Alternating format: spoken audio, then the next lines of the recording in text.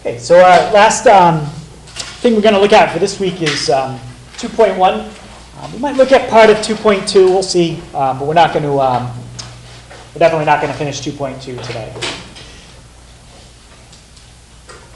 All right, so I'm going to graph that and look at how many times it crosses the x-axis.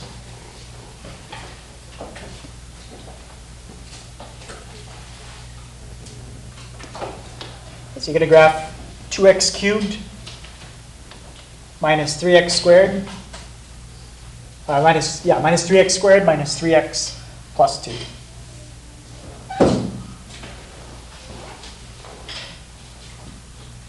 And if you do it in a standard window, that should look fine.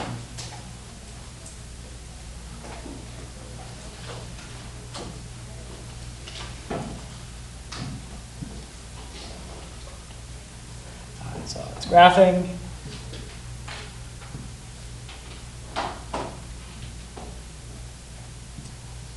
I know it's a little small on mine, but can you see how many times it crosses the x-axis?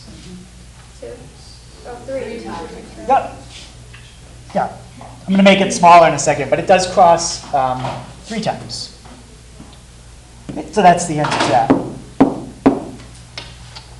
At each point where it crosses the y-axis, so here, here, and here, what's the y value of each of those dots I just did in red? 0. Because when it crosses the x-axis, that means it's at a height of 0. So what is the y-coordinate where the graph crosses the x-axis? 0.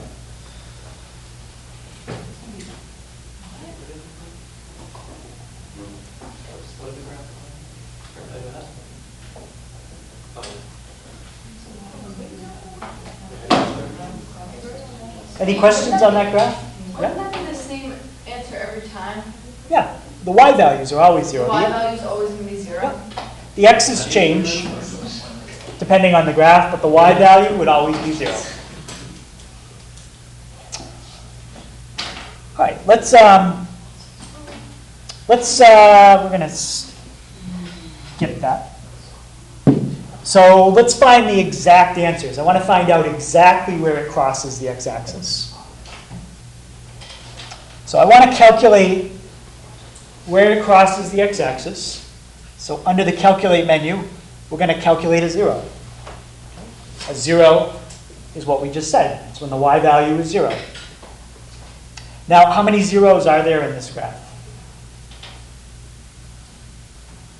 3, because it crosses the x-axis 3 times. Okay, so what I'm going to do is I have to pick a point somewhere to the left of a 0. Pick a point somewhere to the right. And now it put in those 2 dotted lines, and it's going to look for a 0 between them. The guess, it doesn't really matter. But what this is going to do is it's only going to find the one between the dotted lines. Okay. Wait, so what are we looking together? Yeah. Second calc. Josh, what did you say? Second calc. And then, and then it's right above the trace. Yep. And then you hit 2. Perfect. Yeah, I got it. Yeah. I don't see the word. Second? Oh, yeah. So Then what do you do? second, and then you felt, and you hit 2. How do you zoom in? I'm like really far zoomed in. And then Do zoom 6. Zoom 6? Go to the left of where you think it is, and then go to the right, and then just hit it. Oh, there we go. And we're going to do the same thing 3 more times. So we're going to do it again. Wait, what else are we doing? We're going to do the same thing 3 more times. mine didn't make no sense. Wait, so what did you get for 0? The first one I got was -1. Why did mine get 0.5? That's going to be the next one. Okay, so let's look at, let's do it again. Okay, if you have a question, just watch up here so you can see how to do it again. So second, calc, 0. And now I'm going to put my cursor right about there and hit enter. I'm going to move it somewhere to the right of where I think it crosses the x-axis. Now it's going to look in between those dotted lines. The guess, it doesn't really matter. and I get Wait, so 0.5. then what did you just click? Enter. Enter again? Yep. And Mine said error. I'm going to do it one more time. Yeah, I got 1.5. Yeah. Yep, let's do it again. And that probably means you put the right bounds on the left. So it's second calc. Yep. So second calc, this is the last one. 2. I'm going to pick a point somewhere to the left. I'm going to go over, pick a point somewhere to the right. I'm hitting enter each time if you're... I got it. Yep. And now I'm going to do a guess. The guess doesn't really matter, but I have to hit enter again.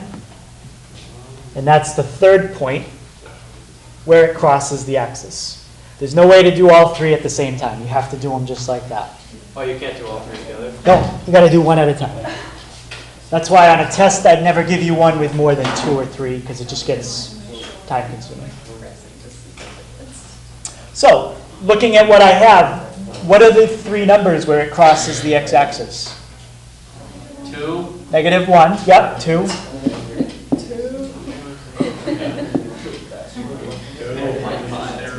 And where else? Half. A half. Okay, so those are the 3 places where it crosses the x-axis. What's the coordinates of, let's just do this one. What's the coordinate of that? Right, that coordinate is -1, 0. Where did the -1 come from? Right there. Right, so any question on how to calculate where a graph crosses the x-axis? Isn't f of x technically y? Yeah, f of x is the same thing as y. You're basically finding where y is 0. Yep, exactly.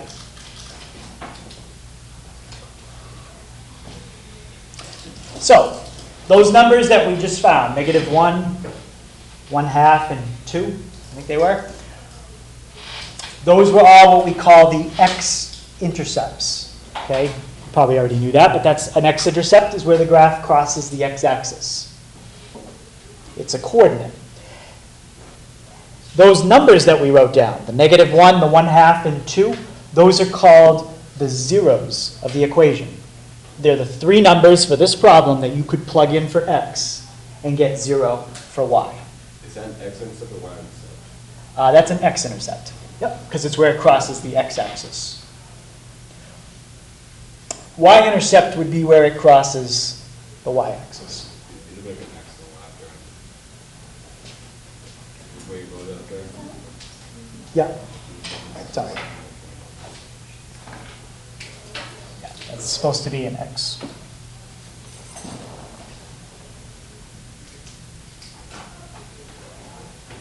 Okay, another word you might see them, they're also called the roots of the equation. Okay, so if it said find the roots of the equation, it basically just means find the zeros. Use your calculator and do second calc 0. Okay, so it's really 3 different words for the same thing.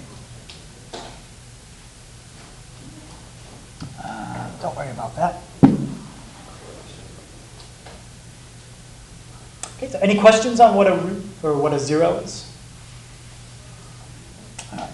So let's find the root of that equation. So what I'm basically doing is figuring out what number would I plug in for x to make y 0. Okay, so I'm solving the equation when it's equal to 0. Now I could graph this on the calculator and do what we just did, but I think this one's faster to solve by hand. So what would be my first step to solve that? Subtract 3. And my last step, divide by 2. So if you were to graph this on the calculator and do second calc 0, you would get -1.5 as the answer. Okay? But some equations it's faster, like a straight line, to just solve it by hand. That cubic one, you got to use the calculator. Okay? When they start to get too complicated, you can't really do it as easy by hand. The most complicated you could do by hand is a quadratic.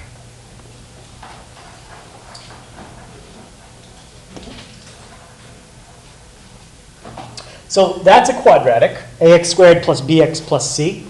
How many times can a quadratic or a parabola cross the x-axis? Twice. Yep, could cross up to twice, but it could also cross just once. Or what else could happen? Couldn't cross at all. Right, if it was a parabola shifted up like that, it might not cross at all. So how many zeros can the graph, or how many x-intercepts can the graph have at most? 2. Just 2. Doesn't mean it always has 2, but it could have up to 2. And we talked about how you can very quickly determine how many it has. Do this calculation out. The b squared minus 4ac. What if b squared minus 4ac comes out positive? Well, it has 2. two. What if it comes out to 0 One. as 1? What if it comes out negative? 0. Negative would be this situation. Doesn't cross the x-axis ever. Okay? That doesn't tell you what the answers are. It just tells you how many there are, not what they are. If you want to know what they are, you have to go through and solve it. Okay, let's do this one, but we'll do it on the graphing calculator. What's the goal? Anytime you want to solve a quadratic, what do you get it equal to? 0. Get it equal to 0. So how would I move the 2x squared to the other side? Negative 2x squared plus 1 minus 2x squared. Minus 2x plus 1. Perfect. Now, if that factors, you could try to factor it. If it doesn't factor, you could use quadratic formula. What would be A if you use quadratic formula? Negative 2. B Negative 2. and C. 1. 1. And you'd plug it in. I'm going to do it on the calculator again because I want to practice what I just showed you again. So if I have anything else in there, I'm going to clear it. I'm going to type in negative 2x squared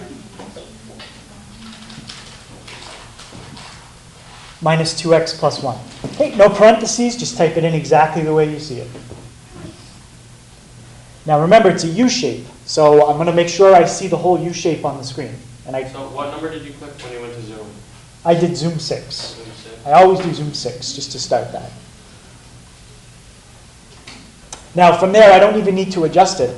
How many times does it cross? Twice. Twice. So how do I figure out, let's do the one on the left. What do I press? Second? Calc. Calc? 2. Right, pick a point, and it has to be to the left of where you think your 0 is. Pick a point to the right. And again, the guess, it doesn't really matter. Okay, so you get negative 1.37.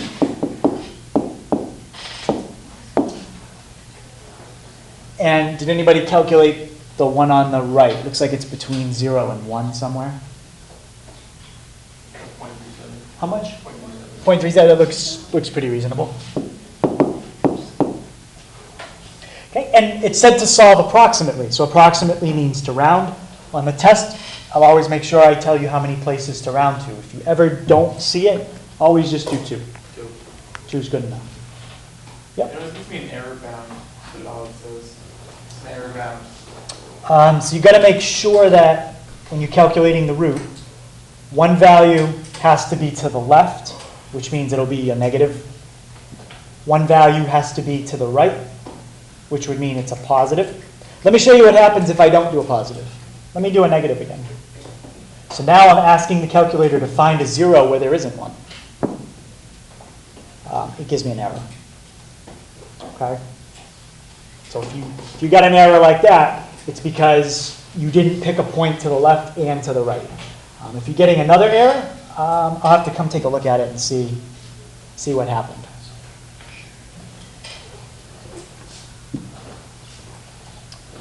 All right, don't worry about that. That's basically just saying the old way they had to do this was to zoom in. On older calculators, they don't have second calc 0.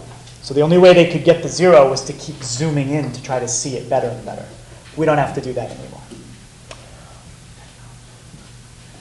So a better method is the method I'm showing you. Use the 0 feature of the calculator. Okay, you don't have to write that. It's just what we're doing. Let's try another one. Before I can find the roots or the zeros, I have to get it equal to 0. How would I get this one equal to 0? Subtract 1.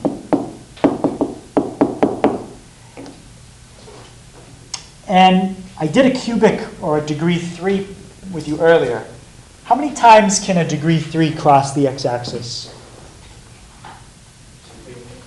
3 times? 3 times. Okay? The number of times it can cross is the same as the highest exponent, which I'm probably going to mention in a second. All right. So let's type it in. Okay, x cubed plus 2x. If you're in the exponent, you have to make sure you get out of the exponent.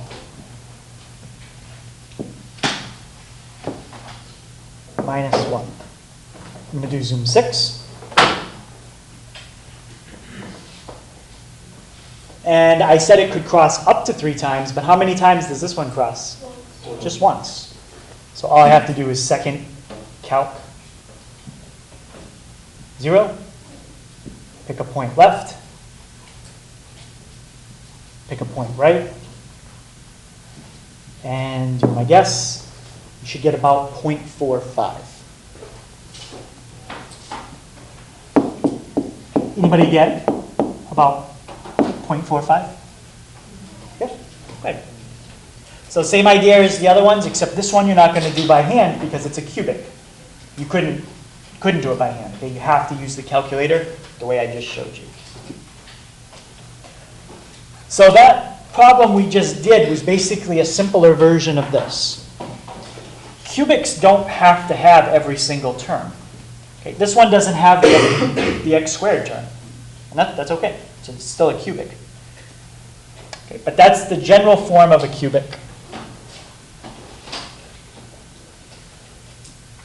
And they have to basically look like one of these types. Cubics have the characteristic where they go up forever, they go down forever. It's just a question of how many turns do they take in the middle. So if your x-axis was right here, how many times does that cross it? Twice. Yeah, I'm sorry, 3 times. What if I put the x-axis right there? Just twice. It crosses once, it comes down, it touches the graph, and then it goes back up. What if your x-axis was there? Once. So cubics could cross once, twice, or 3 times. But can they cross 0 times? 0 is impossible because this is going to go down forever. That's going to go up forever. So at some point, if you put a horizontal line, it's going to hit it somewhere. So these always cross the x-axis at least once. Unlike a parabola. Parabolas don't have to, okay, because parabolas are a U-shape. That's different. So that's in general what a cubic looks like. Sometimes the turn is a little different. I mean, it could be like a bigger turn. It could be a smaller, more smoothed out turn. But that's pretty much the pattern.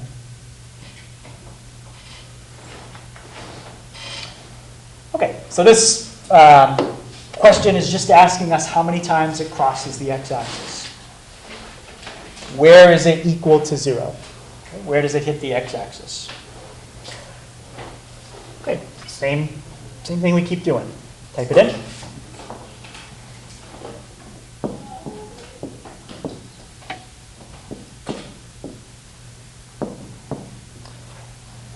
Zoom 6, I think will be fine. If not, we can adjust it. Yep. How many times does it cross the axis?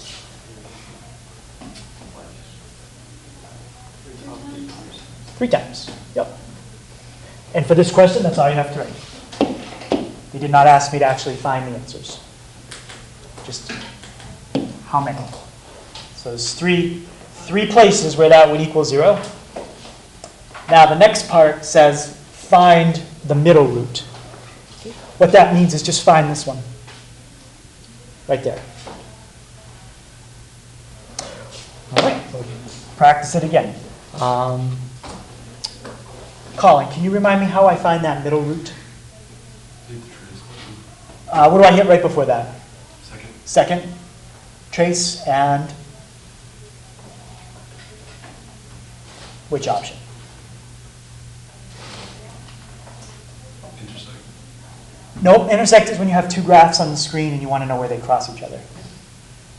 We're calculating where this equation is equal to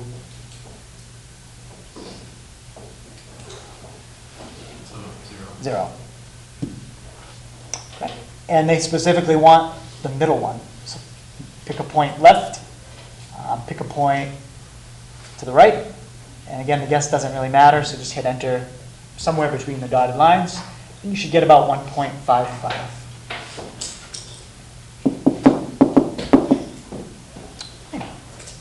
Any questions on that one? It's not going to be a ton of problems finding roots on the test, but there will be some. Okay, so you just have to know how to second calc and find a root. Okay, so that's all that's in section 2.1. Okay, that one thing, finding roots. Okay, last thing we're going to look at, and we're definitely not going to finish today, so we'll just stop wherever we stop, is finding a complete graph. Okay, that's just more practice with the window. So you just have to keep in mind that when we solve something, a lot of times we go to solve it, we'll set up an equation, and you can do it that way. We did some problems like that in the last section. Or maybe you're just going to graph it and use the calculator, or sometimes you use a combination of both. So I'm just pointing out here that when you solve problems in this class, there's really two main ways we do it, either algebraically, or we might use the graphing calculator. If you take calculus, a lot of the things I'm showing you how to do on the calculator right now, you don't need the calculator for. You can use calculus and do it differently. But in this class, we don't do that. We just use the calculator and that's it. Okay, so two main ways to solve problems, algebraically, graphically.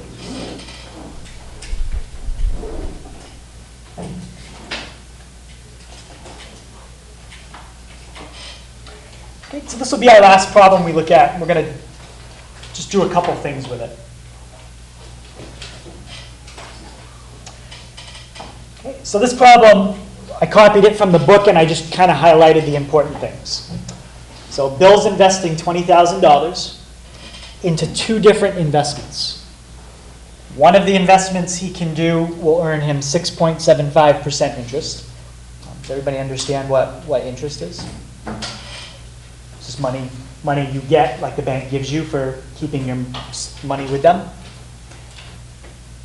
And the other interest rate in the other investment is 8.6%. So he has two investments.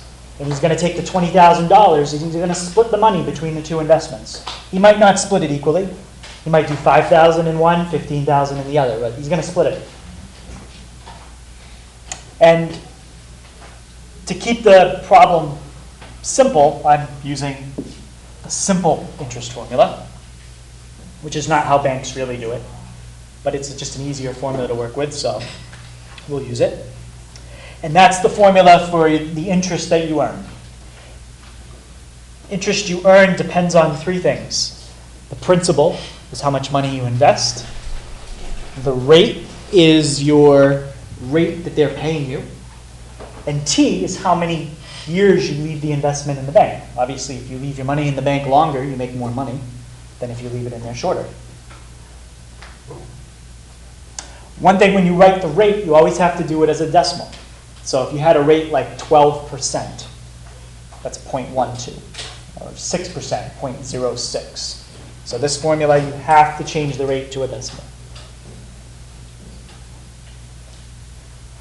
Any questions on the setup of the problem or the formula we're going to use? I would give you that formula on a test because I don't expect that you know the interest formula. Some of you might have, but I would remind you of that. Or you can put it on a reference sheet too.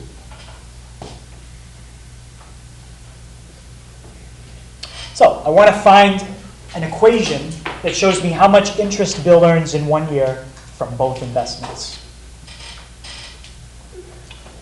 I need to start you off with something, so we're going to assume that Bill invests X dollars at 6.75%. So X dollars is invested at 6.75%. So Bill's going to earn interest from 2 different investments. Call it like investment A and investment B. What would you do with the interest he earns from each investment to find the total? You would add them. So first, we'll figure out the interest at 6.75%. I'm going to go back up. Then we'll figure out the interest at 8.6%. And then we'll add them and find the total. Okay, so let's start with 6.75%.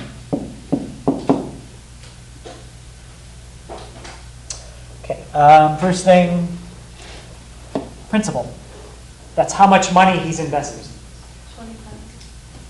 So how much money is invested at 6.75%? X. X dollars is invested at 6.75%. What's 6.75 when you change it to a decimal?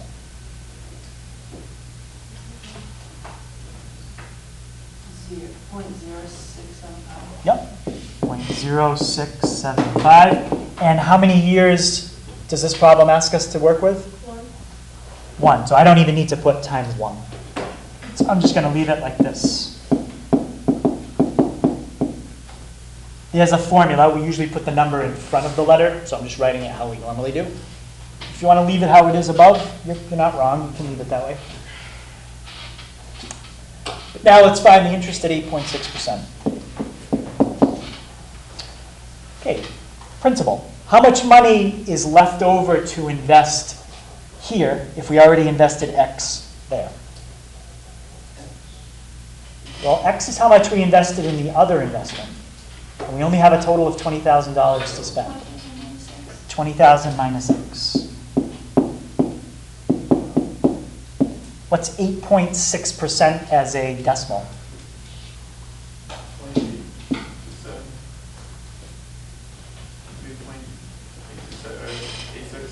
0.86 would be 86%, so we're 0.086. And again, the time is 1 year. Okay. With this one, okay, what I'm going to do, what can I do with that 0.086? You have to distribute it. Yep, I'm going to distribute it out to get my formula.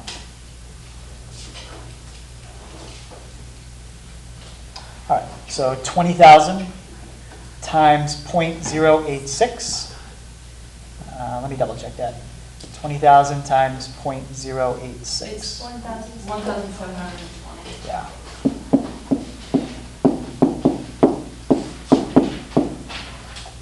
So that's how much money he earns from the first one and the second one. What do we do with those to find the total? Add them. So I'm going to take, the only like terms I can combine are the ones with the x's. 0.0675 plus negative 0.086x. So when I combine what's in the 2 boxes, the x terms, I get negative 0.0185x. And what else is left on that I didn't bring down yet? 1,720. Yeah, the 1,720. Okay, so there's a formula for how much interest Bill will earn. Hey, any question? Oh, guys, I'm not done yet. I still have 10 more minutes. Losing money. What's that? But wouldn't he still be losing money? That represents that the more money you invest at 8.6%, or at 6.75%, the less interest you make. All right. Because the more money you put here, the less interest because it's a lower rate. But maybe there's a risk Maybe if he puts money in at 8.6, he could lose money because it's like the stock market or something. So there could be a risk with it. Okay. Question. Yeah. For the take-home test, are we going to get that or is it online? No, I'm going to give it to you. Oh. Yeah, I'll give that to you. Okay, so any question on the total interest formula? All right, so what's the difference between graphing, say, just this equation versus thinking about this equation in the context of our word problem? What do you have to take into account that's different when you put it in context with a word problem?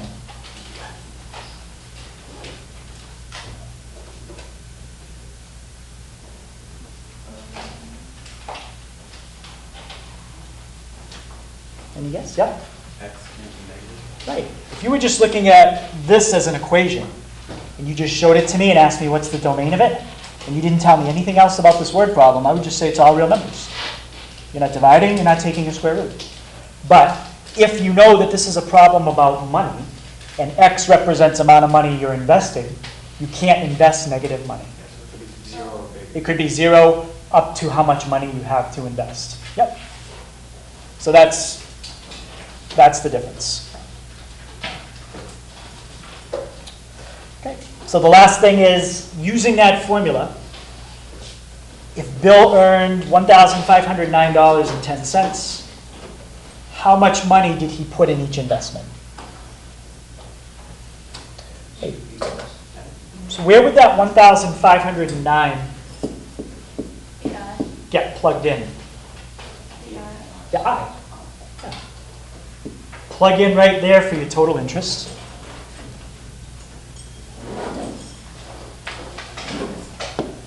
$1,509, how much was it? 0.10. And that's the formula for how much interest you make.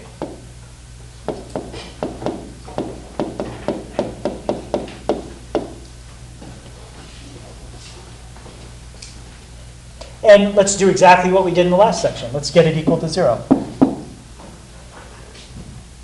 Or you know what? We'll just solve it by hand. How would I bring the 1720 to the other side? Subtract it. I was going to graph it, but we can probably solve it faster. If you subtract the 1720, it's negative 210.9.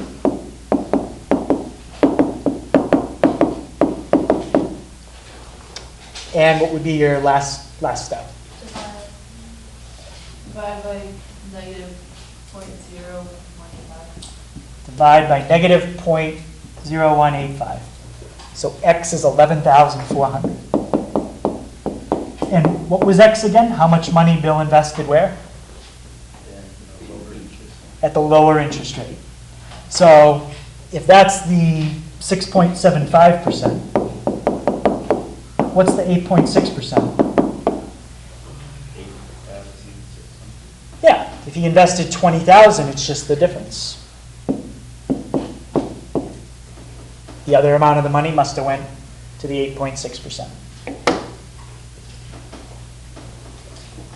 Okay, so in that section, there's really nothing new other than keeping in mind when you graph something, sometimes negatives don't make sense because you can't have negative time, negative money, things like that. Okay, so remember that homework, okay, tonight is the take-home. And when is the take-home due? Tomorrow. Tomorrow by?